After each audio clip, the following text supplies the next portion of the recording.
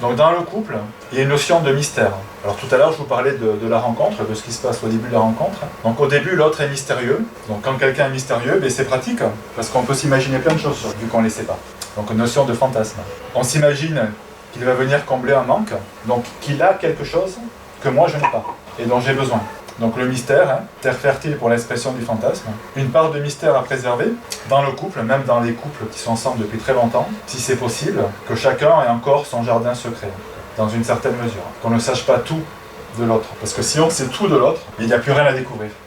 Et s'il n'y a plus rien à découvrir, il n'y a plus rien à aller chercher. Désir et manque sont liés. À la base, le désir provient d'un manque. Donc s'il n'y a plus de manque dans son couple, il n'y a plus de désir. Donc les fantasmes, j'en ai parlé, le mystère, qui permet de fantasmer sur l'autre. Fantaisie, qui va plus loin que la notion de fantasme, qui est carrément un monde imaginaire qu'on se crée, un scénario dont nous sommes le héros, donc basé sur un ancien vécu de plaisir. En fait, le fantasme, dans la sexualité, c'est quelque chose qui peut être utilisé pour relancer la machine, on va dire. C'est un peu quelque chose qui sert de starter, pour rallumer le désir. Alors je vous dis ça, oui. CS ou ICS, mais vous y viendrez. Oui, c'est conscient ou inconscient en fait. Ah, d'accord. Parce que il y a certaines personnes à qui vous demanderez, mais est-ce que vous avez des fantasmes? Et qui vous diront non, moi j'ai pas de fantasmes. Tout le monde a des fantasmes. La différence, c'est qu'il y a certaines personnes qui s'interdisent d'avoir des fantasmes. C'est pas lié au fait de passer à l'acte ou pas. Alors est-ce qu'il faut réaliser tous ces fantasmes? C'est la question qui est cachée derrière. Ah bah ouais. Bien moi je dirais non. Parce que le problème, c'est que si on réalise tous ces fantasmes, dans le fantasme, il y a cette notion de monde imaginaire. Donc quelque chose qui n'est pas réel. Si on réalise ces fantasmes, on va venir appliquer dessus le masque du réel, en fait. La réalité. Donc déjà, on risque d'être déçu, parce qu'entre réalité et imaginaire, des fois, c'est pas pareil. Et deux, ça ne pourra plus être un fantasme. Mais ça pourra être un souvenir sur lequel on s'appuiera pour relancer le désir. Donc je dis ça en fait parce que certaines personnes s'interdisent d'avoir des fantasmes. Et en sexothérapie, notamment chez les femmes, mais aussi chez les hommes, le rôle du thérapeute, ça pourrait être d'autoriser la personne à avoir des fantasmes. D'autoriser la personne à s'évader pendant l'acte. Puisque la sexualité, c'est avant tout quelque chose de très égoïste. Et ce qui compte, c'est le plaisir, de partager le plaisir en quelque sorte. Mais pas de partager ses fantasmes. Donc il y a 3 schémas par rapport au fantasme et par rapport à notre vécu, notre rapport au plaisir. Je ne veux pas avoir de plaisir par rapport au sensoriel que j'ai déjà eu. Je ne veux pas avoir de plaisir maintenant car cela me renvoie à un passé où j'aurais voulu en avoir et je n'en ai pas eu. Ou je ne veux pas avoir de plaisir maintenant car cela me renvoie à un passé dans lequel j'ai eu un plaisir coupable. C'est que des frustrés les 3 là. C'est pas des frustrés, c'est des individus qui sont en difficulté, on va dire. Et le schéma normal, il est bien. Voilà. Je peux avoir du plaisir quand j'en ai envie, sans culpabilité. Voilà, le schéma. L'articulation du couple, vous l'avez pas écrit. Oui, mais je suis thérapeute si vous voulez. Donc, mais vous avez raison. C'est vrai que je parle que des problèmes. Oui. Mais pas tout à fait, vous verrez à la fin. Donc je ne veux pas avoir de plaisir par rapport au sensoriel que j'ai déjà eu. C'est-à-dire, à un moment donné, je pensais avoir du plaisir, j'espérais avoir du plaisir, et je n'en ai pas eu. Voire j'ai même eu du déplaisir, de la douleur. Je ne veux pas avoir de plaisir maintenant, car cela me renvoie à un passé, j'aurais voulu en avoir et je n'en ai pas eu. Là, il y a une notion de frustration. J'ai été extrêmement frustré, tellement frustré que je ne veux plus que ça recommence. Donc je me coupe du plaisir. Ça, c'est plutôt féminin que masculin. Vous avez dit quelque chose? Oui. Ou alors je vais dans l'excès. Non. Dans l'excès? Ça peut pas être les 2 extrêmes. Si. Si, tout à fait. C'est quel cerveau, là? C'est celui-là. Là, c'est le néocortex. Tout à fait. Parce qu'on est dans la réflexion. On est dans la réflexion. Donc forcément, au niveau de la sexualité, ça fonctionne moins bien. Et je ne veux pas avoir de plaisir maintenant car cela me renvoie à un passé dans lequel j'ai eu un plaisir coupable. J'ai eu de plaisir dans le passé, et il y a une forte culpabilité qui est liée à ce plaisir, pour diverses raisons. Donc, on pourra avoir tout type de comportement par rapport à ces 3 schémas. Soit une frigidité absolue et pas du tout de rapport sexuel, soit au contraire, une sexualité débridée, mais d'où le plaisir sera absent. Et justement, dans sa recherche effrénée du plaisir, la personne sera dans l'hypersexualité. Ça sera comme la quête du Graal. Je cherche à avoir du plaisir, donc je répète les actes sans cesse, avec des multiples partenaires, mais au final, je ne prends jamais de plaisir, et je recommence. Les deux comportements sont possibles, avec tous les intermédiaires entre les deux. Donc le fantasme, je l'ai dit, ça facilite le déclenchement de l'acte sexuel, donc la montée du désir en fait. C'est le starter en fait. C'est comme la voiture, bon maintenant il n'y en a plus, mais avant, pour les plus anciens, il fallait tirer sur le starter pour que ça démarre. Mais là c'est pareil. Maintenant il est automatique. Oui.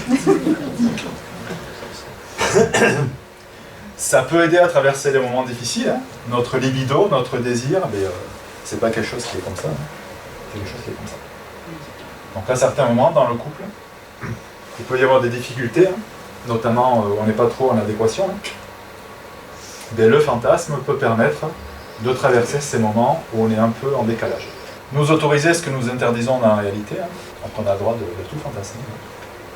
C'est pas interdit du moment évidemment que ça ne génère pas de la culpabilité.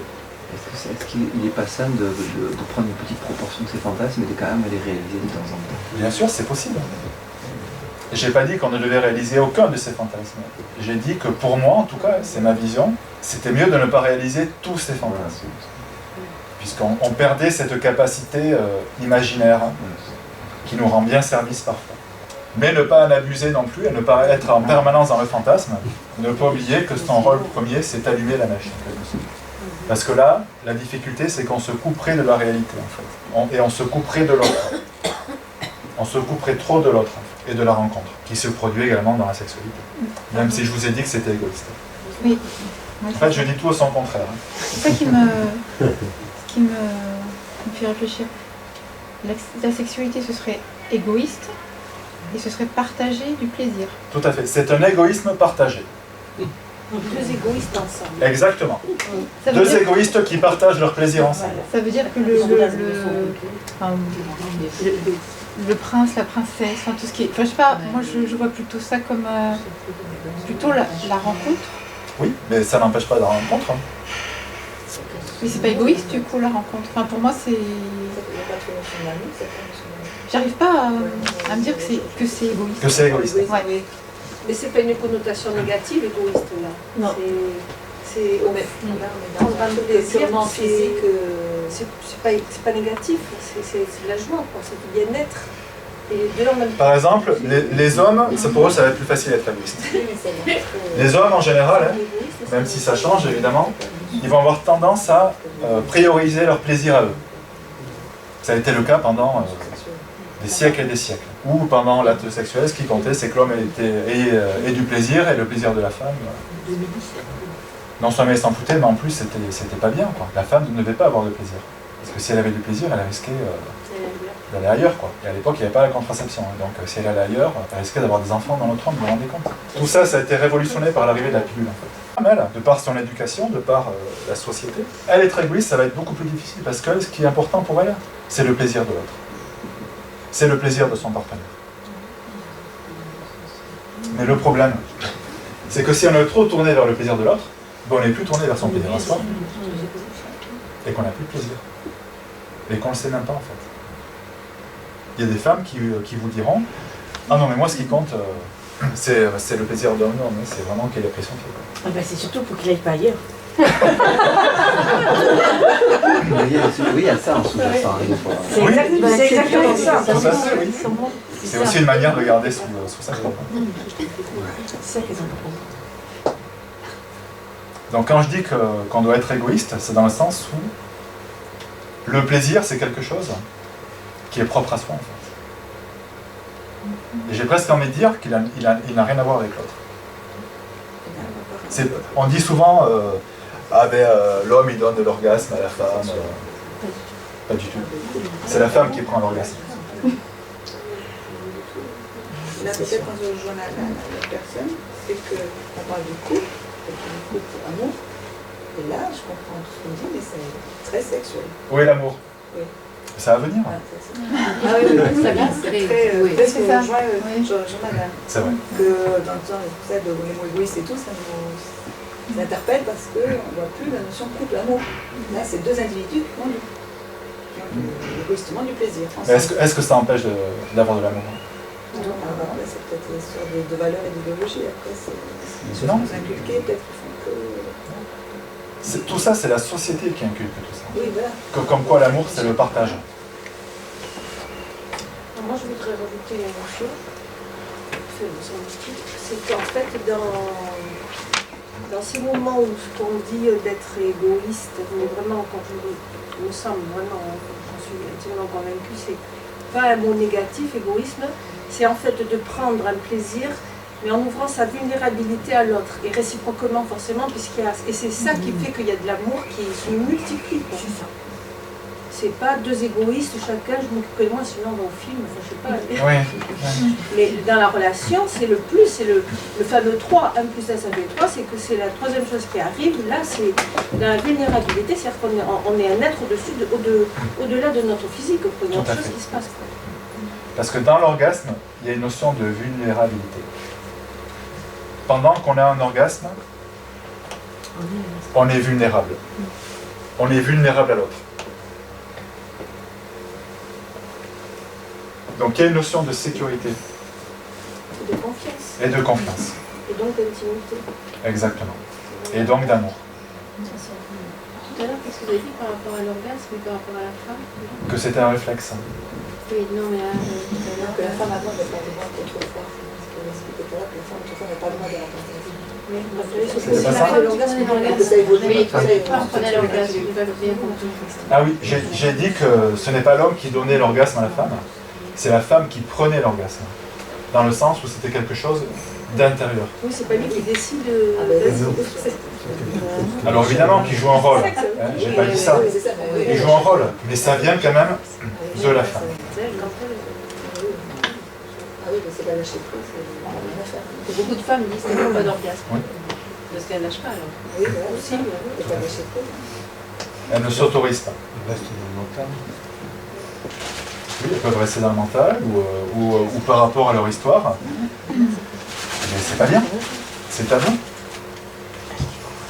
Si j'ai un orgasme, je suis quelque chose que je ne veux pas être. Ou si j'ai un orgasme, je m'abandonne à l'autre, puisque pendant l'orgasme, vous l'avez dit, on ne fait qu'un avec l'autre. On fusionne en quelque sorte. Donc cette notion d'égoïsme, elle disparaît en fait, au moment de l'orgasme, mais elle est présente avant. Mais elle n'est pas incompatible avec l'amour. Hein. Alors autre notion importante, la jalousie. La jalousie, alors c'est comme l'alcool, à consommer avec modération. Et comme l'alcool, ça peut relancer le désir dans l'autre. Donc il y a une notion de narcissisme en fait, et également de séduction, et de penser que l'autre, finalement, il peut nous échapper. Il n'est pas acquis en fait. C'est une illusion quand même, de penser que l'autre peut nous échapper. L'autre peut nous échapper. Oui, donc de penser qu'il ne peut pas nous échapper, c'est une illusion. Mais dans la notion de jalousie également, par exemple, vous allez être à une soirée, je vais donner un exemple d'homme, et vous allez voir que les autres hommes, ils regardent votre femme. On fait pareil. Vous faites pareil aussi. On fait pareil, j'ai remarqué qu'entre femmes, on voit les hommes qui sont accompagnés. Ouais, c'est vrai. C'est vrai que quand on est accompagné, là, vous confirmerez la chose sûrement. On les voit plus. Quand on est accompagné, quand on est en couple dans la rue, les femmes nous regardent plus que quand on est seul. Tu vas prendre quelque chose? Si, si. Mais je confirme. Oui, mais c'est Je suis certain. arrivé, une soixantaine de regards, j'en peux plus. Ah non, mais une conférence. Il existe, on l'a Il y en a trouvé. eu plusieurs par personne. Mais c'est dans le sens aussi où l'autre, en quelque sorte, apparaît comme quelque chose, un objet désirable. Cette femme, elle désire cet homme, Mais donc cet homme est désirable, donc je désire cet homme. oui, en fait, donc je regarde, mais pas forcément. Si je regarde, je désire. C'est la vraie question. On regarde. C'est la différence entre La femme est observatrice. C'est ça. Regarder la femme n'est pas le regard de l'homme. On n'a pas le même regard. C'est ça. C'est la différence. C'est plaisant, d'une manière générale, c'est plaisant de voir que son partenaire plaît aux autres. C'est ça. C'est valorisant. Oui, elle est l'ego. Ça valorise l'ego aussi. Et ça peut relancer le désir. Dans le sens de voir que l'autre est désirable, donc si l'autre est désirable, je le désire. C'est un mécanisme qui est très fréquent dans la publicité en fait. De transformer un objet en objet de désir. Donc parfois, une petite pincée de jalousie, ça peut être pas mal pour relancer la machine. Je vois qu'il y en a qui ça parle. Donc sortir, aller au restaurant, voir du monde, aller en soirée, de temps en temps, c'est pas mal. Autre notion, le jeu. L'enfance est une période très riche, en créativité, en curiosité, en vie, en mouvement, en découverte et en jeu. Donc de la fantaisie, de la nouveauté, des surprises, voire des scénarios pour les plus téméraires. Alors souvent, dans un couple, on va avoir tendance un peu à se reposer sur ses lauriers, surtout les hommes. Ah, j'ai trouvé quelque chose qui marche, alors là, je vais plus faire que ça. Je vais m'y tenir. Ben oui, ça ne remet pas en question, on a dit. Eh bien non. Non, la femme elle a besoin de variété, de changement, de surprise. Alors pas toutes, mais en tout cas, en règle générale, c'est le cas. Donc de la créativité. N'oubliez pas que la rencontre du masculin et du féminin, de l'homme et de la femme, ça crée quelque chose en fait. Le but c'est de créer quelque chose. C'est une rencontre créatrice. Donc on peut s'autoriser à faire des scénarios. Il y a, sur la 6, j'aime bien, je ne sais pas si vous regardez, comment elle s'appelle la série déjà ? Sur la 6, ça. Scène de ménage. Il y a un couple qui s'imagine des scénarios, enfin, c'est tordant, mais c'est ça. C'est ça. Elle est très bien, ceci. Elle dépeint parfaitement les différents types de couples. Entre dominant, dominé, etc. Donc la routine, un ennemi du couple. Et c'est difficile de l'éviter. C'est très difficile.